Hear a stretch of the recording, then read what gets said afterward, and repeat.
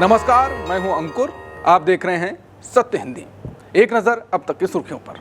Mumbai mayor पर शिंदे का बड़ा बयान, बोले शिवसेना का मेयर पार्टी संस्थापक के प्रति सम्मान होगा। रिपोर्ट्स कहती हैं शिंदे चाहते हैं 2.5 साल का अपना मेयर। महाराष्ट्र के डिप्टी सीएम एकनाथ शिंदे ने कहा है कि शिवसेना के कुछ कार्यकर्ताओं की भावना है कि बाल ठाकरे के जन्म शताब्दी वर्ष में मुंबई को शिवसेना का मेयर मिलना सम्मान की बात होगी। शिंदे का ये बयान बीजेपी के साथ मेयर को लेकर खींचतान के बीच आया है। एकनाथ शिंदे ने साफ किया कि मुंबई में महायुति गठबंधन का ही मेयर बनेगा। उन्होंने नगर निकाय चुनावों के नतीजों के बाद किसी नए राजनीतिक समीकरण से इनकार किया। बाल ठाकरे का जन्म शताब्दी वर्ष 23 जनवरी से शुरू हो रहा है। शिंदे के बयान को बीएमसी में मेयर पद पर दावा करने के तौर पर देखा जा रहा है। ये बयान ऐसे समय आया है जब बीएमसी चुनावों में महायुति को मामूली बहुमत मिलने के बाद शिवसेना के 29 नवनिर्वाचित पार्षदों को मुंबई के एक महंगे होटल में ठहराए जाने को लेकर राजनीतिक हलचल तेज है। अटकलें हैं कि शिंदे गुट शिवसेना के लिए कम से कम पहले 2.5 साल तक मेयर पद चाहता है।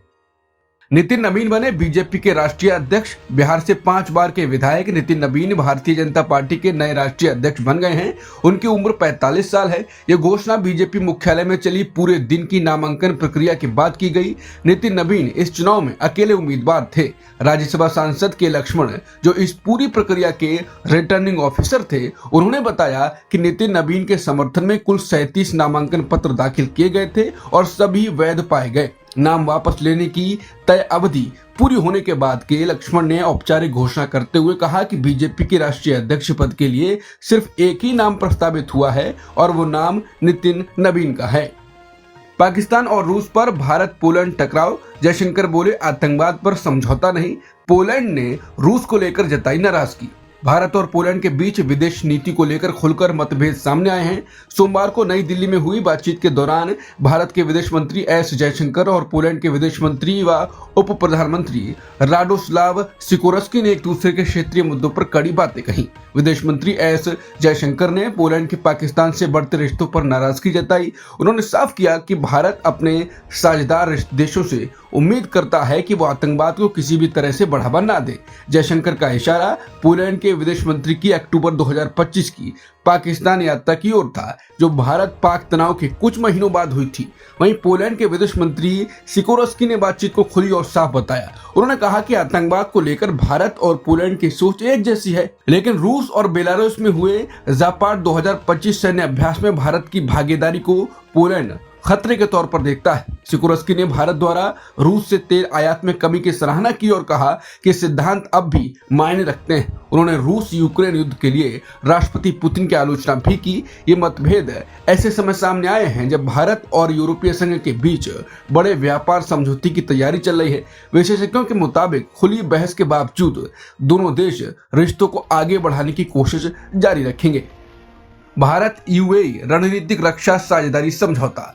पीएम ने यूएई के राष्ट्रपति का एयरपोर्ट पर किया स्वागत। 2032 तक व्यापार $200 अरब करने का लक्ष्य।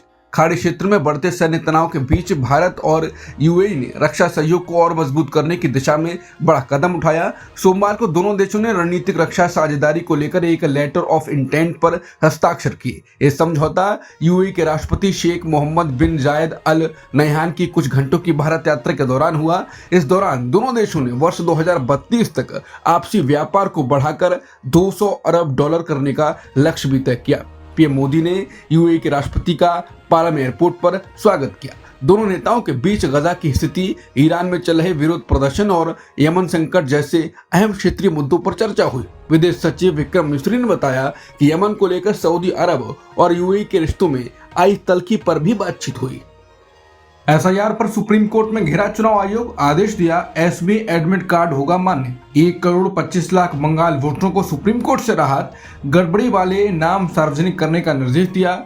एससी के आदेश पर टीएमसी की जीत वाली खुशी, बोली पूरी साजिश का पर्दाफाश हुआ। पश्चिम बंगाल में चल रही एसआईआर प्रक्रिया को लेकर सुप्रीम कोर्ट ने अहम टिप्पणी की है। कोर्ट ने मौखिक रूप से कहा कि राज्य बोर्ड द्वारा जारी कक्षा 10वीं का एडमिट कार्ड वोटर लिस्ट में नाम जोड़ने के लिए एक मान्य दस्तावेज माना जाना चाहिए। सीजे सूर्यकांत की अध्यक्षता वाली बेंच ने कहा कि जब एसआईआर से जुड़ी प्रेस रिलीज में ये दस्तावेज शामिल हैं, तो चुनाव आयोग इसे स्वीकार करने से इनकार कैसे कर सकता है। टीएमसी से जुड़े याचिकाकर्ताओं की ओर से पेश वरिष्ठ वकील कल्याण बनर्जी ने अदालत को बताया कि चुनाव आयोग 10वीं के एडमिट कार्ड स्वीकार नहीं कर रहा।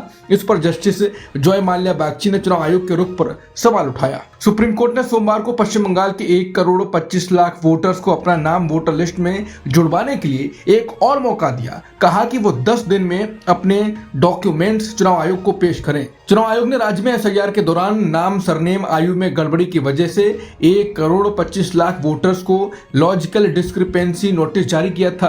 कोर्ट ने कहा कि चुनाव आयोग गड़बड़ी वाली वोटर लिस्ट ग्राम पंचायत भवन, ब्लॉक कार्यालय और वार्ड कार्यालय में सार्वजनिक लगाए ताकि लोगों को पता चल सके। सीजेआई सूर्यकांत, जस्टिस दीपंकर दत्ता और जस्टिस जॉय माल्या बागची की बेंच ने कहा कि सिर्फ तर्क के आधार पर आम लोगों को परेशान नहीं किया जा सकता है। वोटर लिस्ट में सुधार की प्रक्रिया जरूरी है, लेकिन ये पारदर्शी और समय पर हो। चुनाव आयोग लोगों की परेशानी को समझे। सुप्रीम कोर्ट के आदेश के बाद तृणमूल कांग्रेस ने कहा कि देश की सर्वोच्च अदालत सुप्रीम कोर्ट ने उसके रुख को सही ठहराया है। टीएमसी के मुताबिक आज का फैसला इस बात की पुष्टि करता है कि वो जनता के अधिकारों और सम्मान की रक्षा के लिए सही दिशा में लड़ाई लड़ रही है। टीएमसी का कहना है कि सच और न्याय उसके साथ है और अब बीजेपी तथा चुनाव आयोग को मनमानी छोड़कर संविधान के दायरे में काम करना होगा। पार्टी ने भरोसा जताया कि अंत में लोकतंत्र की जीत होगी। टीएमसी ने कहा कि मुख्यमंत्री ममता बनर्जी ने कई बार मुख्य चुनाव आयुक्त को पत्र लिखे।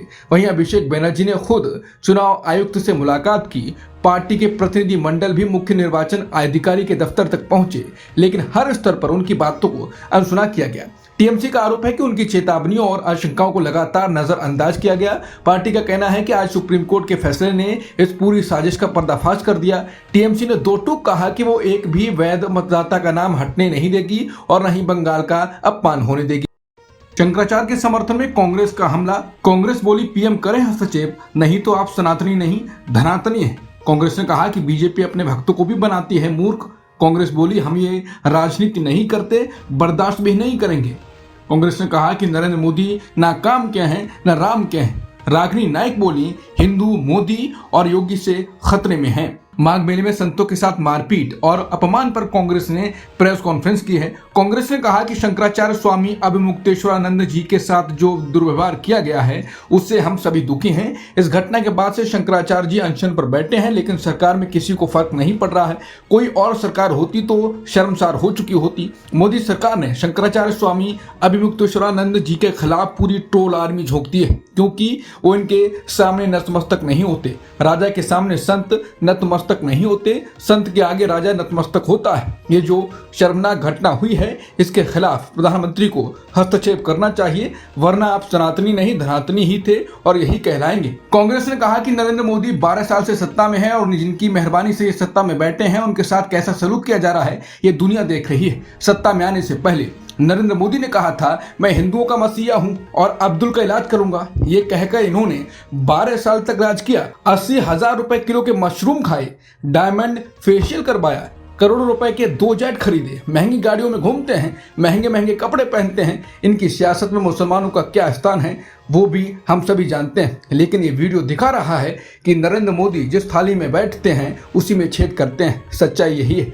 नरेंद्र मोदी ना काम के हैं ना राम के हैं। कांग्रेस नेता रागिनी नायक ने कहा, हिंदू अगर खतरे में है तो मोदी और योगी से है। शंकराचार्य ने कहा कि पुलिस एक दिन में 4 प्रेस कॉन्फ्रेंस करती है और कहती है कि शंकराचार्य के समर्थक और शिष्यों ने उदंडता की। शंकराचार्य ने कहा कि अगर कोई उदंडता करता है तो प्रशासन को हमसे बात करनी चाहिए थी, ना कि हमारे लोगों को इस तरह मारना चाहिए था। कल बार बार मुझे पालकी से उतारने की कोशिश की गई, खींचतान कर रहे थे, उसी भीड़ में हमें मार भी दिया जाता, हमारे लोगों को भी मार दिया जाता। अगर लोग मरते तो शंकराचार्य को दोष दिया जाता और कहा जाता कि शंकराचार्य के स्नान के दौरान भगदड़ मची और लोग मारे गए।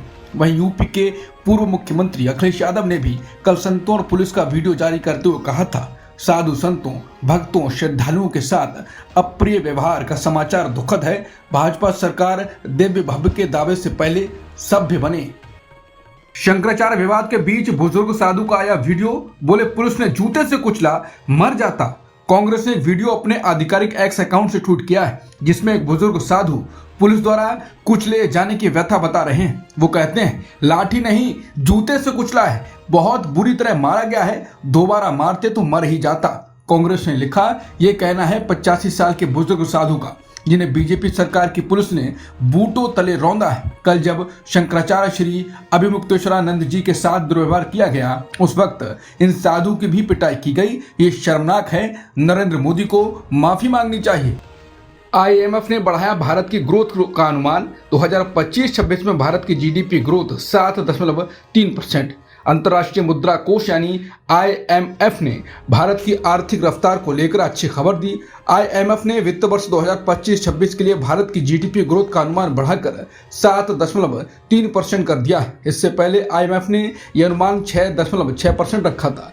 IMF ने जनवरी 2026 की वर्ल्ड इकोनॉमिक आउटलुक रिपोर्ट में कहा है कि तीसरी तिमाही में उम्मीद से बेहतर प्रदर्शन और चौथी तिमाही में मजबूत रफ्तार की वजह से भारत की ग्रोथ का अनुमान बढ़ाया गया है। हालांकि IMF का कहना है कि अगले 2 साल यानी 2026 और 2027 में भारत की आर्थिक वृद्धि थोड़ी धीमी होकर 6.4% रह सकती है, क्योंकि मौजूदा तेजी अस्थायी कारणों से है। भारत सरकार ने भी 2025-26 के लिए GDP ग्रोथ 7.4% रहने का अनुमान लगाया है, जो IMF के अनुमान के करीब है।